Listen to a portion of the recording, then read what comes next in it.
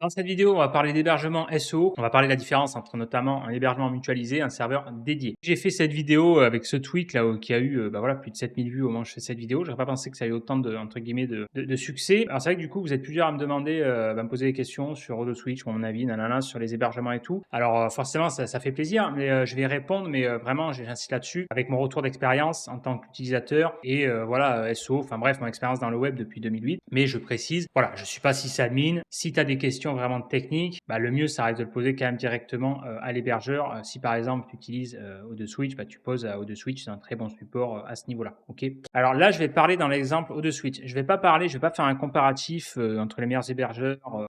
Par exemple, les plus connus en mutualisé dans le domaine, on va dire SEO, tu as EasyHoster, Massive Hoster et AutoSwitch, c'est les trois principaux auxquels je pense. Après, tu as les autres, Stinger et AWS OVH compagnie. Mais bon, bref, ça c'est un comparatif. Je vais pas en parler ici, c'est plus d'expliquer la différence par rapport à ton besoin. Vous avez été plusieurs à m'envoyer des DM, notamment sur Twitter. Je vais en prendre un exemple. Salut là, j'espère que tout roule pour toi, blablabla. C'est une nouvelle offre de AutoSwitch. Une nouvelle offre de Switch. Donc ça, effectivement, ce qui a fait grand bruit. Donc AutoSwitch, il passe de l'offre unique il décline ses offres. Il a fait une FAQ ici, FAQ sur le blog.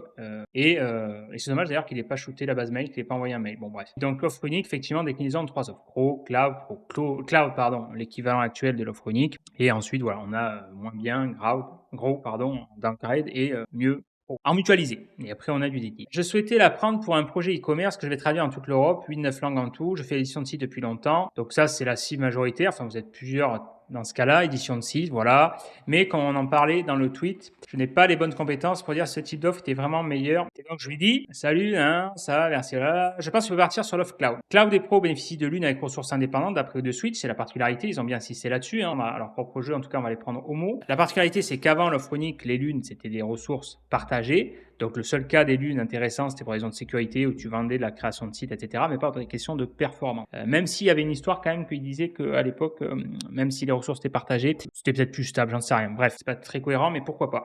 Là maintenant sur les offres cloud et pro, donc ils disent, en gros, ça reste partagé comme à l'époque. Et cloud et pro, les lunes sont censées avoir des ressources indépendantes. Et donc c'est pour ça, je lui dis, je le recommande l'offre cloud. Et si besoin d'upgrader sur la version pro. Dans tous les cas, oublie la version gros pour les monnaies sites et sites stratégiques, ça va bien pour les sites satellites ou sites vitrines légers. Il me dit, ah oui, ok, tu n'aimes pas l'offre scale-up qui reste, directement passer sur un serveur infogéré. Donc là, je dis scale-up, c'est la version pro. C'est pour ça que j'ai fait cette vidéo parce que je m'aperçois qu'il y a vraiment beaucoup de confusion, que les gens ont l'air d'être encore plus confus que moi. L'offre scale-up, d'après AutoSwitch, je me base sur ce qu'ils disent, l'équivalent, c'est la version pro. D'accord? Cloud, historique, équivalent historique offre unique enrichi. Pro, scale-up, enrichi. Ok? Scale-up, c'est la version pro. Comme je t'ai dit, je testerai d'abord avec la version cloud, puis pro si besoin. Serveur dédié, c'est le mieux, c'est sûr, c'est le budget, mais tout dépend du besoin. Il me dit, ah ouais, ok, je viens de comprendre leur fonctionnement, j'hésite entre le dédié et le mutu, je verrai bien. Et là où je lui fais le message, c'est là où je me dis, parce que j'ai l'impression qu'il y a quand même une grosse confusion. Ce qu'il faut savoir, c'est que c'est un serveur dédié, serveur mutualisé, c'est complètement différent. Et même au niveau des offres, les offres sont complètement différentes. Et il y a une logique de prix qui est là-dessus, qui est cohérente et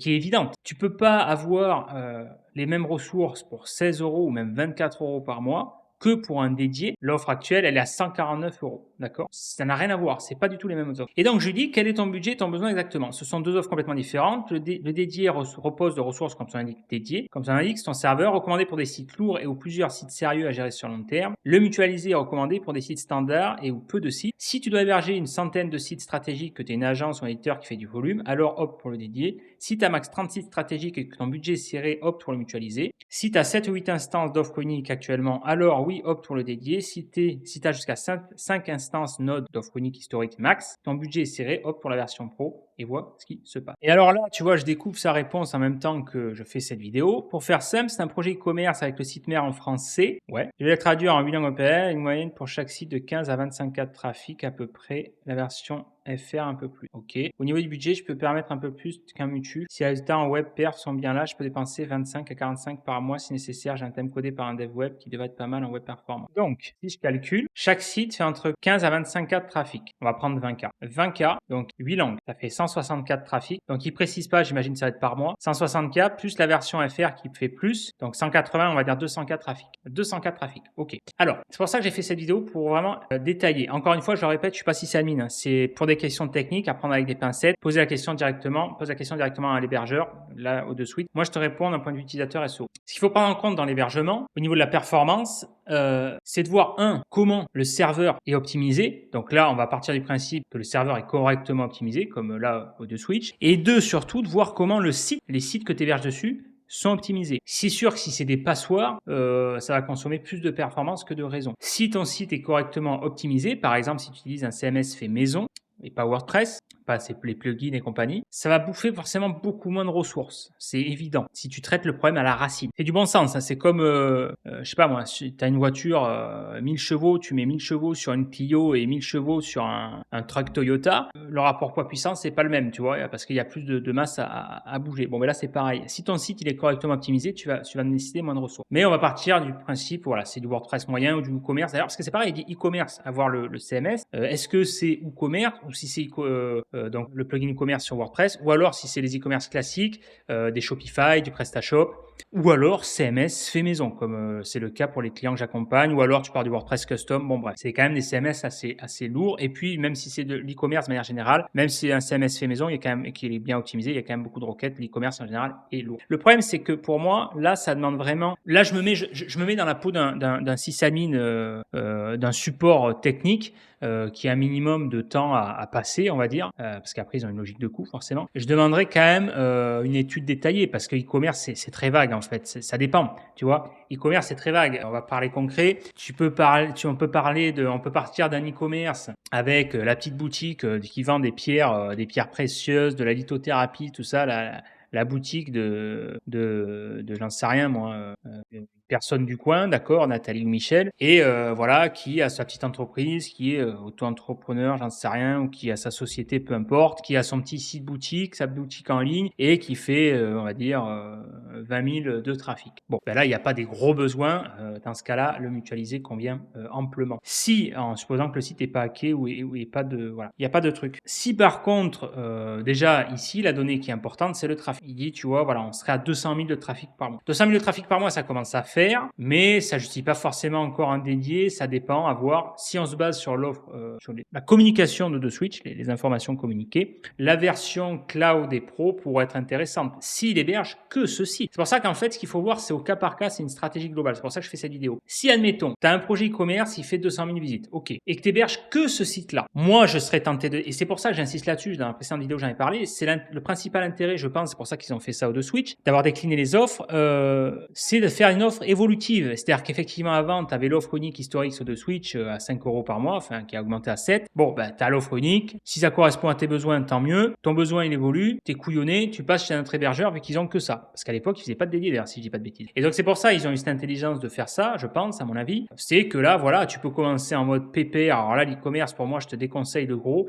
Pour moi, le gros, c'est ce que j'expliquais. Le gros, ça va bien. Pour moi, la cible du gros, c'est des sites légers. Voilà, les sites légers, c'est-à-dire soit des sites satellites, sans CMS WordPress, des flat CMS, sites dynamiques, PHP, sites statiques, ça se fait plus, mais peu importe, pourquoi pas, sites statiques, ou flat CMS, puis XML, ce que tu veux, des sites légers, ou alors des sites vitrines qui ont du WordPress, c'est pas gênant également, voilà. Il y a toujours dans ces cas-là, il y a plusieurs facteurs à prendre en compte. Il y a la logique de trafic pour les requêtes, la bande passante. Il y a la logique de CMS ou pas, WordPress, tout ça pour les requêtes, si je dis pas de bêtises, les processus PHP, là, les PHP workers. Il y a une logique de nombre de sites en fonction de la typologie de site, parce que si tu as des sites, légers comme moi quand je faisais du spam, c'est pour ça que je pouvais me permettre de mettre 100 sites. Si tu vas pas mettre 100 sites, c'est un 100 sites WordPress, c'est pas pareil, parce que WordPress ça bouffe de la ressource.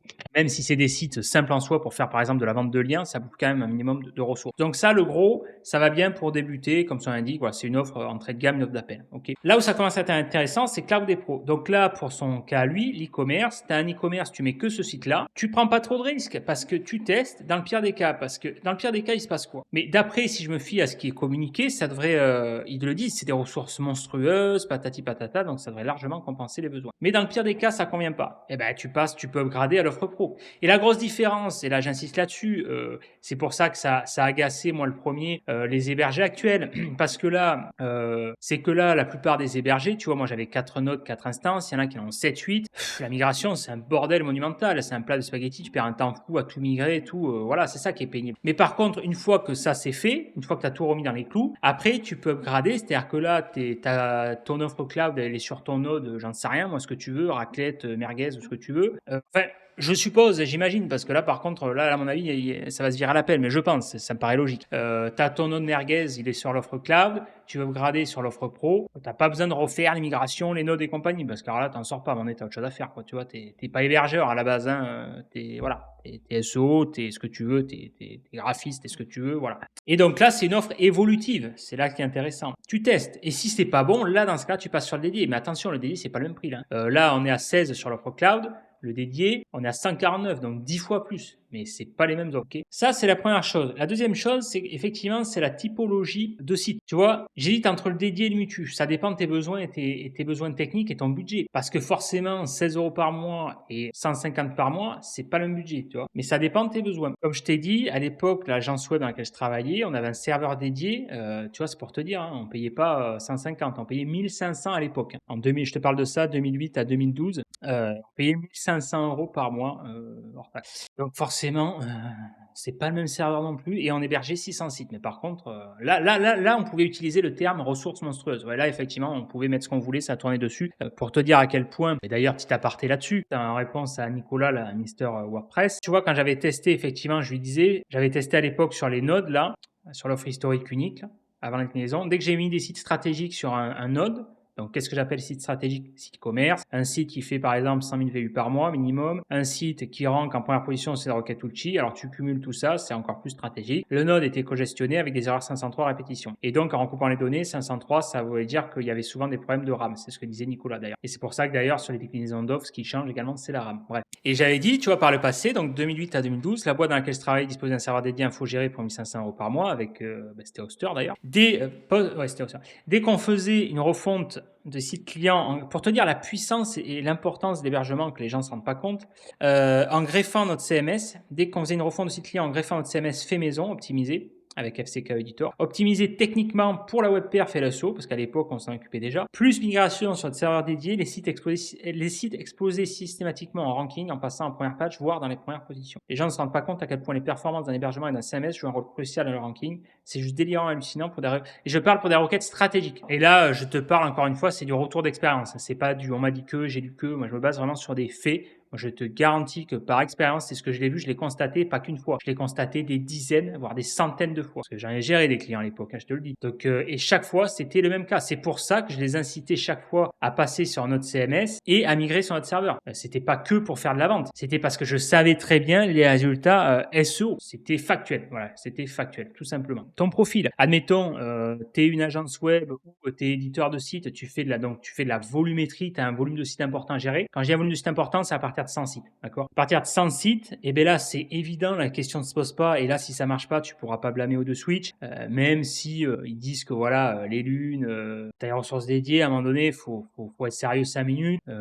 C'est pas sérieux. Tu peux pas prendre du mutualisé, même avec l'offre pro, avec ce qu'ils disent, voilà, c'est pas sérieux. Donc, il faut un serveur dédié, d'accord? Un serveur dédié, et là, tu peux partir sur leur serveur dédié, voir ce qui se passe, à 150 $, par mois. 40 threads, bon, de 9, c'est peut-être un peu léger à voir. De 9, 64 Go de RAM, c'est un peu léger, je pense, à voir encore une fois la prétention. Moi, je pense qu'il vaudrait mieux un serveur dédié pour être tranquille, 128. Bon, DDR4, pourquoi pas. 128, et les threads un peu, ouais, thread RAM et fréquence de bus un peu léger, pour moi, je trouve, pour un dédié. Mais en tout cas, ça te permet, l'avantage avec ça, c'est une offre, je pense, d'appel aussi. Ça te permet d'avoir un dédié, mettre les premiers mains dedans avec l'avantage de switch. Je sais pas, je pense que tu vas garder la même infrastructure, ces panels, j'imagine. Si c'est ça, c'est bien.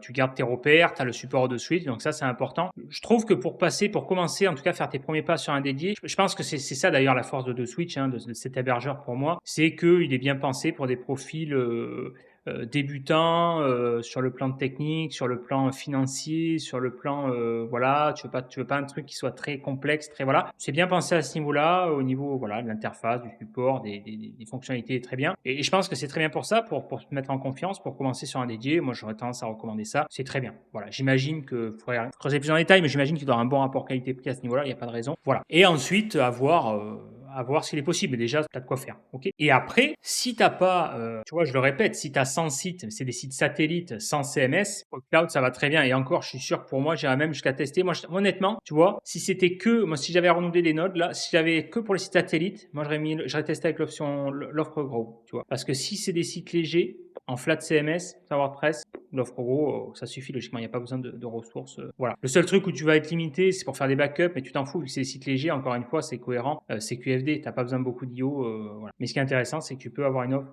offre évolutive à ce niveau-là. Okay, 30 sites stratégiques, ça dépend stratégique. Encore une fois, il faut voir dans le détail. Voilà. Si tu as un client qui fait, j'en sais rien, moi, tu vois, là, je pense à un client sur la thématique CBD. Bon, sérieux, 5 minutes. Ces clients-là, tu te positionnes en tant que consultant.